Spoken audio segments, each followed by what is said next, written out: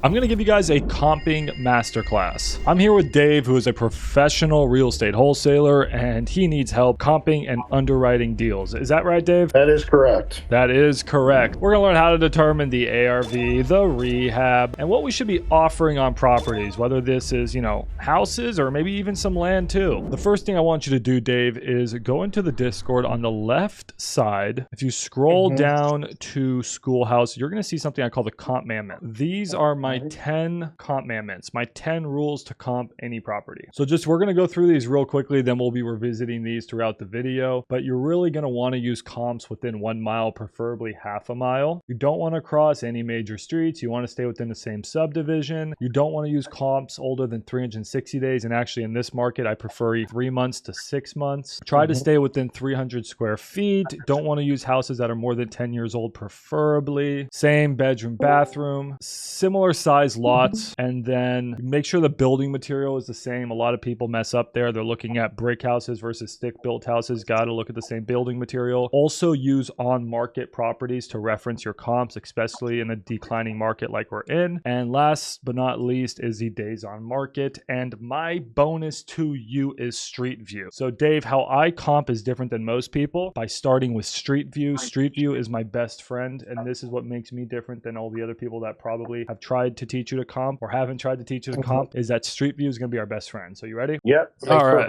So just save that, revisit it at any time throughout this lesson. Let me pull a house for us to comp. So once you get a property, the first thing I like to do is just throw it into Google and click Zillow, and it just gives me a general idea of what I'm looking at. Immediately, Dave, if a seller on this property, let's say the seller's asking $350,000, what would you think? I would think that it's over this estimate, right? Exactly. So just a general rule is we're usually picking up properties under 70-80% of Zestimate. When a seller is asking for near Zestimate, you start to get concerned. Just know that. So then the next thing I do is I usually choose my comping software of choice. So this property's in Texas, so that means we're going to be using Propelio. Propelio is pretty much the only software that has accurate MLS data in Texas because Texas is a non-disclosure state. But if it's outside of Texas, then you can use a software like Batchlead. So I gave you access to both of those.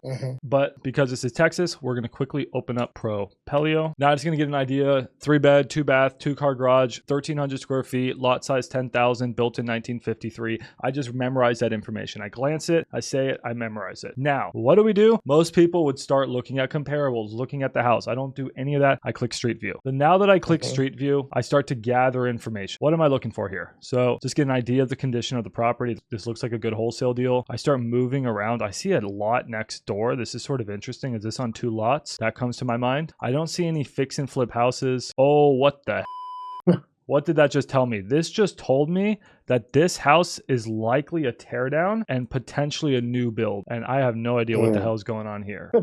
Right? So that's what Street View told me. Street View also just told me this house is next to a church. Properties usually next to commercial are worth a little bit less. It's also told me that this isn't a busy street. I just gathered a ton of information. And what I gathered here is there is no fix and flips. Sometimes I drive up and down. Oh, there's a couple fix and flips. That one's been fix and flip. But really, oh, there's another new construction over there. This is sort of looking like a new construction play to me. You tear this house down, you build new construction. That's what Street View just told me. All right, but let's go run our numbers. So now that this is potentially a new construction play, I'm going to run my numbers for both the house for a fix and flip as well as for land. So comparables, now we're going to revert back to our 10 comp mammoths and make sure we filter appropriately. So I'm looking at properties within half a mile. We start half a mile, last 6 months. You can even start the last 3 months if you wanted to. Year built, you can filter within 10 years, but I don't usually like to filter that. I usually just keep it like this. And then you can go to more filters and really filter it down if you want to. But I like to just click through the properties and see if I can find a good comp. So let's just click around and see if we can find a good comp. Right now, I'm seeing that this lot sold for $150,000 a lot.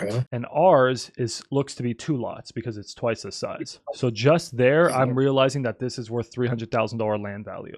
The land value is worth $300,000, which is pretty crazy. But is there any fix and flip comps? Let's see.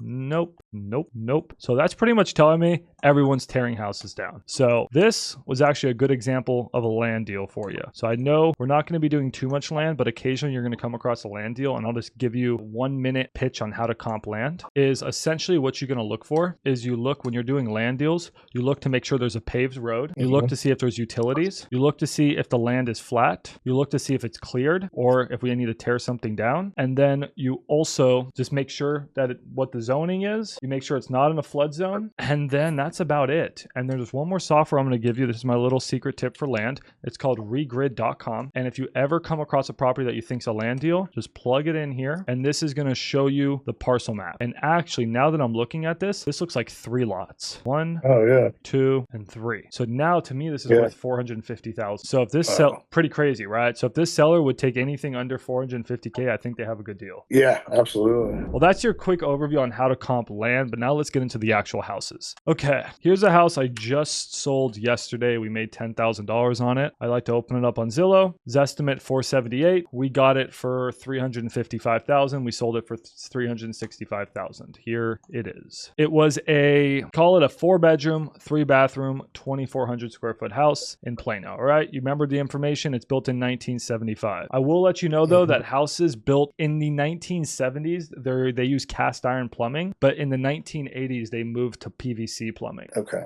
So PVC is going to be worth a lot more to an investor than cast iron. So just know that. Also, brick houses in Texas are worth more than stick-built houses. So everyone loves brick houses. So now, makes sense. Next thing we do, copy the address. Are we going to use batch leads or Propelio for this? It's in Texas, Propelio. There we go. All right. Get it. Put it in there. We remember the information on the house. Now, what are we going to do? What's the next step? So you would filter it up so it filters what the 10 Commandments is. Nope. There's something we do before that. Correct? Nope. We do something before that. Refresh me.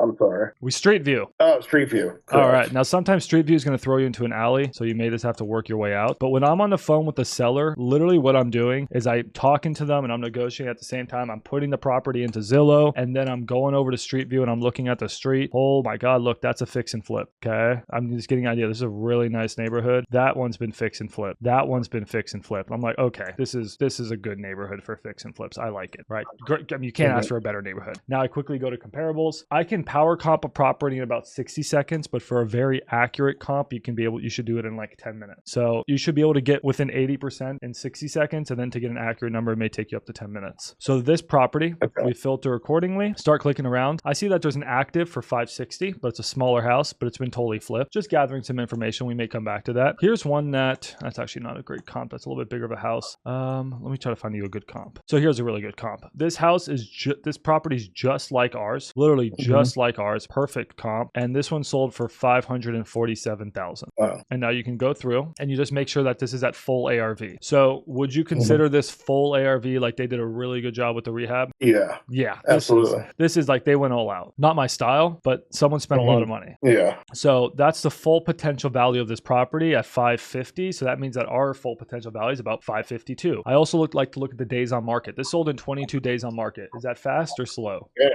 that's pretty quick. That's pretty quick, right? Anything under 60, that's good. Anything under 30, that sold really well. So 550, that's a confident 550. If this was 550 and this took 116 days, I'd be like, ooh, maybe it's more like 530, right? You don't know. So at 550, 22 days, absolute dunk. Same neighborhood. It's close by. I like. So is ours worth, you'd say ARV is about 550? Yeah, I would say so. Yeah. And now you just spend more time and find some more comps. So this is what I consider a perfect, right? Like that's what you always want to look for is a perfect comp, but sometimes you won't find them. Sometimes you may find this property that has an extra bathroom. It's a 400 square feet bigger and it's sold for 640. So then you just sort of got to make adjustments in your head, but you just get better at making adjustments the more you learn about a market. You can also look at actives. This house is listed for 565 and it's just like our house, really. It's almost a perfect comp. It's a little bit bigger, half a bathroom more, but do you consider this full ARV? Yeah. If you look closely, it's actually not because these countertops look a little bit older to me. That kitchen appliances look a little bit outdated outdated. So you'll train your eye to this, Dave. But like at first you thought, wow, this house is fully flipped. Looks gorgeous. That's what I thought too. But you start clicking through like that kitchen, that's not 2025 HGTV. That's like 2018 HGTV. Okay. It's not bad. I'm not complaining, but it like could be better.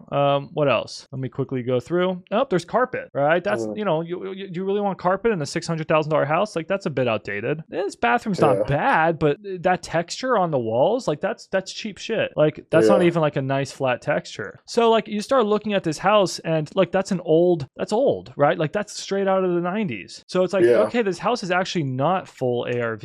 And that means like, okay, it's not selling for 565, but that doesn't mean ours won't. So an investor may come to you and say, hey man, there's an active that's full ARV. This is more of my job in dispositions. This one's full ARV. It's a bigger house. Mine's never going to be worth 565. And I go to them, I'm like, hey dude, this house is actually not full ARV. This is like really, really nice grandma, but it's not like the sleek modern soccer mom. That's still grandma. So you got to just make sure you really look at the pictures. So what we can say here is 550 for sure, but maybe we can even get a little bit higher. All right. All right, cool. Now, we actually ended up saying that, oh, and by the way, I'm going to actually give you access to my secret calculators that I've been working on for 2 years. It's called wholesalecalculators.com. And these calculators are essentially going to comp and do all the math for you. But they're not out to the public, but you'll get access to them soon. I'm going to teach you, though, how to comp the old way. Okay, so what we're going to do is, let's go to a Google calculator here. This house, we actually said the ARV was 575. Why? There's actually a pool on the property. So usually a pool would bump your ARV up about 20K. All right, so we're at 575. What rule did you learn? Did you learn the 70% rule, or like how did you learn to figure out what you should offer? ARV times 75%, minus repairs, minus fee. Minus what? Minus wholesaling fee. Gotcha. That is not bad, but the issue is, have you ever thought why 75%? Did you ever ask yourself that question, Dave? Yes. And what's your answer? Because we need, I mean, I'm not honestly sure. I think just to keep more room for profits. That's what I would assume. Why not 73%? Not sure. Why not 77%? I mean, some people do 77%. I know some people who do. Okay, so you're wholesaling nationwide. Do you think it's 75% in St. Louis, Missouri, and also 75% in Dallas, Texas? I mean, that's a good question. Yeah, I mean, for sure. Yeah, there could be a difference there. That's the issue with these vague 70 whatever percent rules, and that's why I do things a little bit differently. So the more you learn a market, I'll show you how things change. So let me quickly show you this. Let's open up a map. Dallas Fort Worth map. Look how complicated this gets. All right. This entire pocket right in here, this is 70%. This pocket right here, this is 70%. This pocket right in here, that's 80%. These pockets in here, 78%. 78s, maybe a couple 80s in here. You see how much of a nightmare that is? That's just Dallas Fort Worth. How the hell do we do that in the US?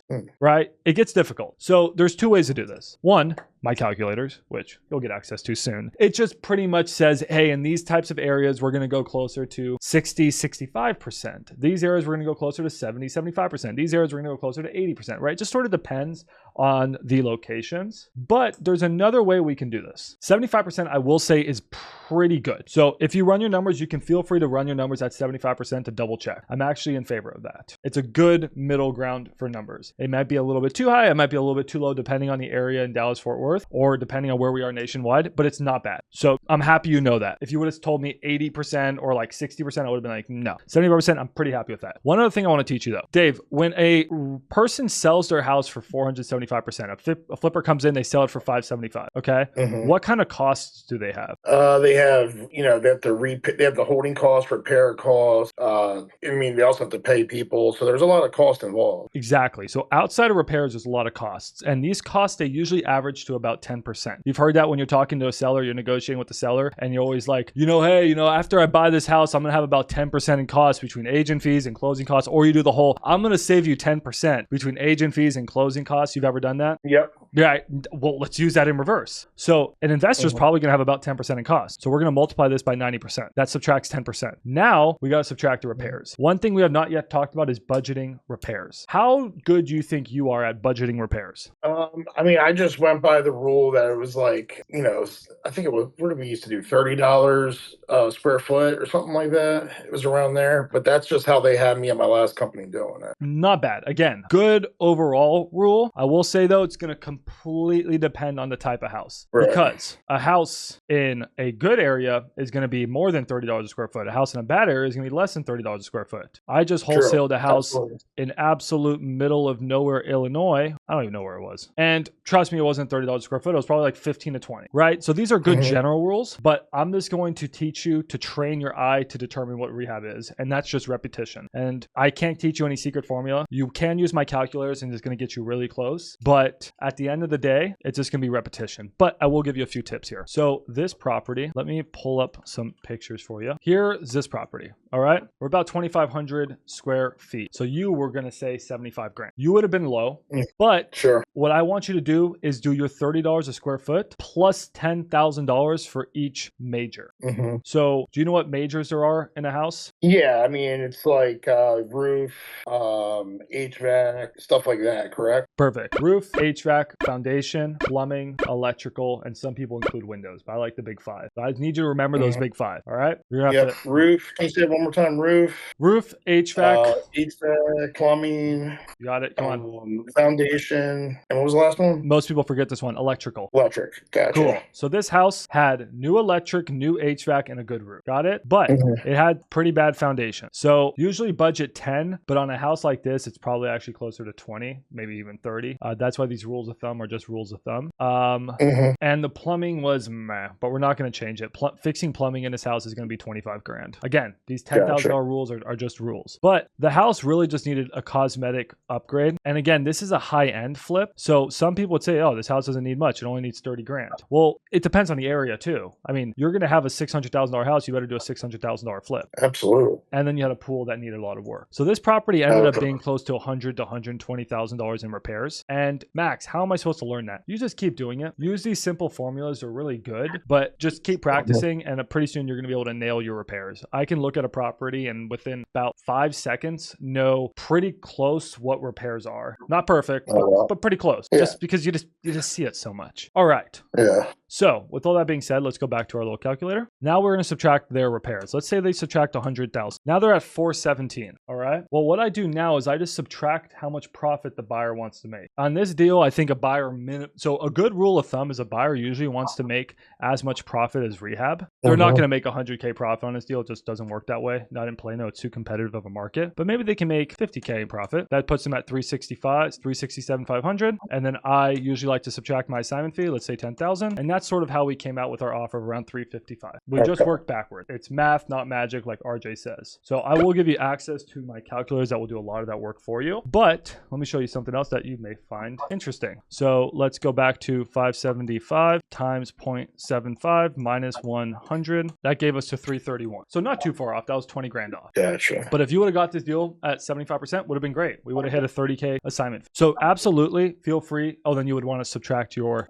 assignment fee. So usually, by the way, my rule of thumb is start with a minimum of 20K assignment. What did you used to do? 20. Perfect. All right. Sometimes, I mean, yeah, it's usually 20 though. But you can see why your rule doesn't work perfectly in every market, because you could have offered 310 and the seller would have said, no, I want 340. You ran your numbers. He's like, it's not a good deal, but we could have ended up selling that for 365 and still making 25 grand. So I wish I could just give you all the answers and just give you a formula that does everything. My calculators are pretty close. They're pretty close, but at the end of the day, it's just repetition and just getting really good at the numbers. But I think if we can get you to the point where you can just get your ARVs down, we get your rehabs down, the percentage rule and all that, that's going to come. All right. So yeah, absolutely. So this was a quick tutorial. Do you want to put everything together and try one more? Yeah, sure. All right, let's put everything together. And we're just going to keep practicing here for the next few weeks, months, years, however long you want to keep talking to me. And we're going to get you to the point where you nail this. Let's do the Alabama house because it's not in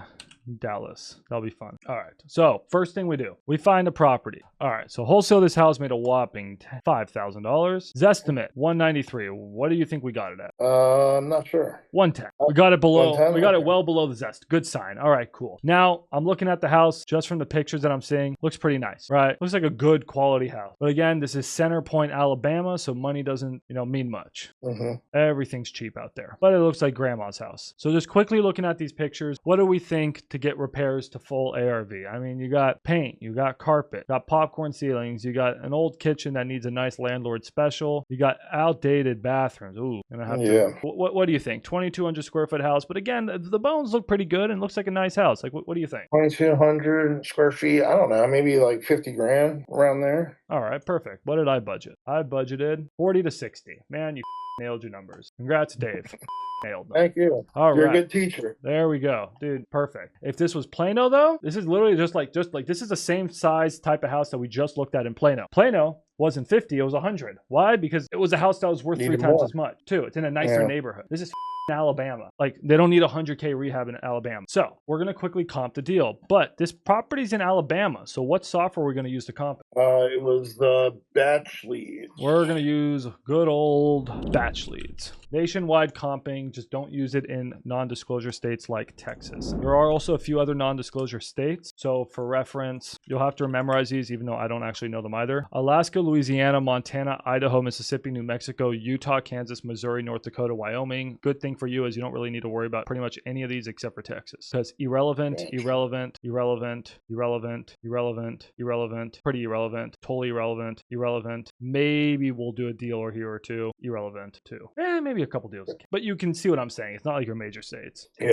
Okay, so now we go over to batch lead. I want you to flip over to comparables. By the way, if you ever need to get a hold of a seller and you don't have their phone number and you need skip tracing, just put it in here, put it in a random list, click save, and let it load. And then this is going to give you free skip tracing. Oh, it's awesome. Yeah, you can use any of these softwares. So go to comparables. Software looks good. Again, you can filter on the right side. Some people like to comp with the map. Other people like to comp this way, where you just pull up pictures and you just be like, okay, that's a good comp. And then you click thumbs up or thumbs down. Up to you. I hate this way. I'm a much more of a visual person, but some people absolutely swear by this way. They're like, okay, that's a good comp. That's a good comp. That's a bad comp. Good comp. And then it's just going to give them an estimated value. I like to do it more mechanical. So we're in Center Point. Let's try to find a good comparable, right? We're going to look for a 3-bedroom, 2-bathroom, house built in 1974, 1,600 square feet, right? We're doing everything right? Wrong. We didn't drive Street View. Oh, Street View. You'll remember. How do we drive Street View on? I was actually going to ask you if there was Street View. I tricked you. I don't know if there's Street View. If you can't find Street View, go to Zillow. Sometimes you find it on Zillow. If not, Realtor.com. You can always find it on Realtor.com. So I just go back, look Realtor.com. Should be right here. Street View. They blurred out the house. They'll do that sometimes. All right, hey, that's a fixed up house. Nice, quaint neighborhood. I got the old snap. Whatever. I got enough information. It's a nice house and there's a couple flips. Good enough. Just trying to see. Sometimes you'll see things that are just crazy. Like you'll see a freeway next door. You'll see, I don't know, you'll see a like swamp and the house is half fallen in. Like you'll get some crazy information from Street View. I have made and lost a lot of money from Street View. So let's comp this one together. All right. We got this house. Dude, this looks like a dunk. Perfect comp. 3, 2. Yeah. Perfect comp. Done. Found it. Money. This one, it's not full ARV, I'd say, but it's pretty good, right? It's Alabama at the same time. But it's not full ARV, but it's pretty nice. Like that's a nice house. They listed it at 230. Supposedly it sold for 234. So it sold above list. I mean, damn. So that was a pretty good comp. 230. I mean, you're not far off there. What did I end up saying ARV was? Just curious. I said ARV was 250. So that one did sell fast, and that one could have used a little bit more rehab, right? Like those cabinets, they could have been painted. Yeah. Right. So I think the potential could even be a little bit higher, but that's a good comp. Like if you told me ARV was 235, I wouldn't be mad at you. This house, pretty good comp as well. This one sold for 233. It was, well, a little bit strange. Not full ARV in my opinion, but not a bad house. Still could use some work though. So, that's why I came to the number 250. Does that make sense? Absolutely. I just pulled it out of my ass. I said, okay, 250 sounds. And would a buyer yell at me for saying that? I don't think so. Because I could be like, hey man, you bump up, make this house a little bit nicer. It could be worth a little bit more. And there's probably a comp in here to support it. it. But anyways, that one's a pretty easy one to comp. You're going to find some though that are just an absolute bitch to comp, and you're not going to know how to comp them, and that's okay. That's what we're here for. This one sold for 275, right? Why did it sell for so much? I couldn't tell you. It's actually pending at 275. There you go. We finally found a property that's fully rehabbed. Yeah. Right now it's pending at 275, so I don't know exactly where it's going to sell at. So I just said 250 to take a nice little middle ground. This is finally so now based off of all this, what do you think we sell it for? I'll let you do the math. What was the RV again? 250? Yeah, we'll call it 250. You're saying what we sold it for, or what we bought it for? What we sold it for, right? What should we price it for? Yeah, what do you think we should put this out at? Oh man, I'm not sure. I'll be honest. I don't know what you would. The RV's 250. I'm not sure. What'd you do? 300 something? What should we sell it to an investor at? I'm not sure. You got this. So ARV, come on, Dave. We put all the practice in. Now it's up to you to get to the answer. So you know everything. So ARV. I didn't know we had guests. What's up, guys? So ARV is 250,000, Dave, and we're budgeting about 50K for repairs. So why would you? Yeah. So it'd be probably, let's say around like 330, maybe. No, I think you're getting yourself confused. So it could be worth 250,000, but it needs $50,000 of repairs. Where would an investor want this deal? Said another way, let's try this again. Where would you want to get this deal at? Let's use your 75% rule. Where would you want to get this at? I'm a seller. Yeah, I'm a seller. I'm a fucking Alabama, this fucking house, this place. And you run your numbers. I think it needs some work. It needs 50K, blah blah blah. And you're like, okay, it could be worth 250. What should I fucking lowball this person? Where would you be at? Around like 110. 110. Love it, dude. Yeah. We got the property for 110. I thought you were asking me how much you guys sold it for to somebody. That's what I thought you meant. I'm sorry. Yeah, so 110. Which is fine. Okay, I did ask you that, but I want you to really think that through. We got it at 110. I fucking love you. Nailed that. We got it at 110. There's no way we sold it at 300. Okay. Right? So what did we sell it at? We try to sell it 10 or 20K above what we usually get at, right? Minimum. Yeah. Right? So said another way, if I say, what should we, we'll walk through the numbers, but like what should we dispo something for? Try to at least have a 20K margin in there. So yeah, we got it at 110. I put it out at 130, and I had interested buyers who were going to buy it at 130, but there was an issue. The issue was there was foundation damage and damage to the basement. That damage came back at $15,000. So what ended up happening? I love math because math doesn't have emotions. It doesn't lie. It doesn't cheat on you. Math is just math. And what math told us is, hey, investors, I know we had this deal at 130, but because we have 15K in damage, I'll sell it to you at 115,000. We only made $5,000 between us. Had a buyer buy it. Okay. So repairs was actually 65,000. If I knew that going into it, we would have budgeted. We would have tried to get this closer to 90, but we didn't know about these surprise things. They wouldn't renegotiate. This is what happened. So let's try this one more time. So you said ARV, or we agreed ARV was 250. You're good at finding your ARV. So we need to remember, how do we find ARV? We just got to do my steps. Got to